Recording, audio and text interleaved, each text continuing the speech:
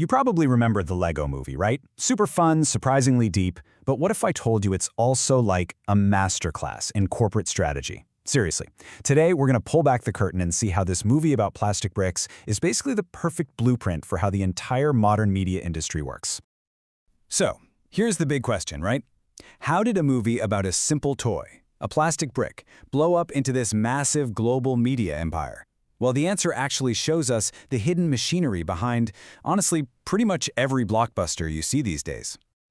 Okay, so to really get how it got so huge, you have to look past all the amazing creative stuff you see on screen. Because at its core, the film industry, well, it isn't just about art. It's a system. It's basically a factory with a very structured production line. And pretty much every big movie follows the same three-part life cycle. First, you've got production. That's, actually making the film. Then there's distribution, which is all about getting it out to the audience. And finally, exhibition. That's where we all go to watch it, whether it's in a movie theater or on a streaming service. Now, that all sounds pretty simple, right? But the real secret, the real power, is in who controls all three of those stages. And that right there brings us to the real power players behind the scenes. See, to build a blockbuster like the Lego Movie, a good script and funny jokes are not enough. Not even close. You need a massive corporate machine backing it. You need what's called a media conglomerate. So what is a media conglomerate? Well, think of it like a giant octopus. You've got this one huge parent company at the center, and its tentacles reach out into all these different media sectors: film, TV, video games, you name it. And for our story today, the big octopus in the room is Warner Bros. Discovery. They're the ones who made the Lego Movie happen. And look at the sheer scale of this thing. Warner Bros. Discovery doesn't just own the movie studio. Oh no, they also own video game companies, all of DC Comics, the streaming giant HBO Max, TV channels like Cartoon Network, the list goes on. And trust me, owning all those different pieces is no accident. It is a massive strategic advantage. And this whole strategy, it actually has a name. It's called vertical integration. The easiest way to think about it is like this.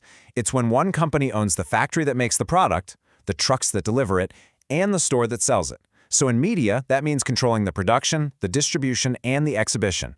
And why do they do this? Simple. It gives them total control and lets them keep pretty much all of the profit. And the Lego Movie is the perfect example of this in action. Check it out. Warner Bros. Pictures produced the movie. Then Cartoon Network, another company they own, remember, distributed it by blasting trailers to a huge audience of kids and families. And then, when it was done in theaters, HBO Max, their streaming service, handled the exhibition. You see?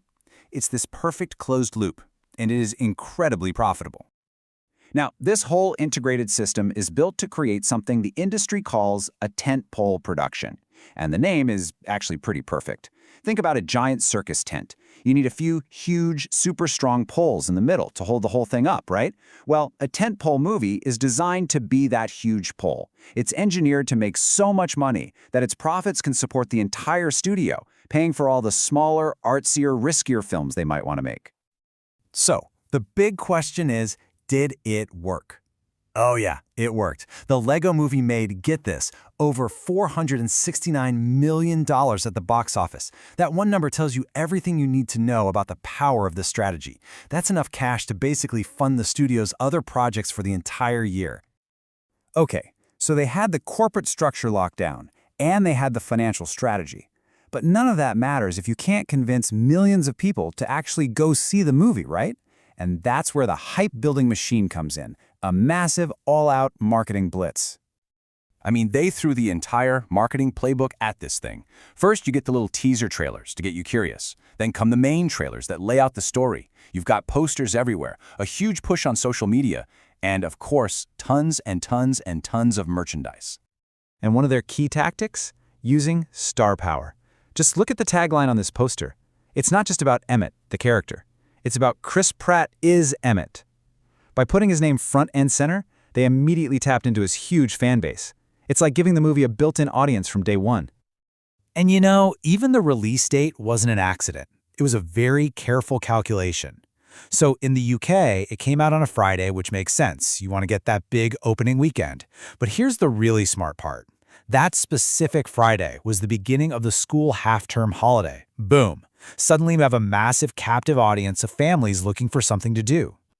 But of course, the strategy didn't end when the movie did. Not at all. The film was really just the beginning. The launchpad. The next phase was all about expanding the universe, turning this one-hit movie into a full-blown franchise. And a huge piece of that puzzle was video games. And this is where we see this really powerful idea called media synergy in action. Basically, it's when all those different companies that Warner Bros. Owns start working together to help each other out. So the movie promotes the video game, right? And playing the video game makes you want the Lego sets. And the Lego sets on your shelf remind you about the movie. It's a marketing machine that just keeps feeding itself. In the film and the video game play these two different but perfectly complementary roles. The movie's job was to tell you the story and introduce you to this awesome world. But the video game, that takes it to the next level. It actually lets you play in that world, to interact with it, and that deepens your connection to the whole thing way more. And hey, look, there's that vertical integration blueprint again. Warner Bros. Didn't have to go out and hire some random company to make the video game. Why? Because they already owned a developer, a studio called TT Fusion. So by keeping everything in-house, they got complete creative control, and, you guessed it, they got to keep all the profits. They also used another key strategy here called media convergence. And the idea is pretty simple. Your product should be available on every single device possible. So the game wasn't just on PlayStation or Xbox. Nope, it was on PC, it was on Nintendo, it was even on your phone. The goal was crystal clear. Be on every single screen that a potential fan owns. And finally, the game itself becomes this brilliant marketing tool through something called intertextuality. Because the game used the same characters, the same voice actors, and even recreated whole scenes from the movie, it's constantly referencing the film. Every single minute you spend playing that game is just reinforcing the movie's world and its story in your head. So when you put it all together, the corporate structure, the tentpole financing, the marketing synergy, the franchise building, the Lego Movie is just a perfect case study of the modern media machine. And look, it creates these amazing, super entertaining worlds for us to get lost in. But it does make you wonder, right? In this new world of interconnected franchises, where does the story stop and the ad begin? Is everything really awesome, or is everything an ad?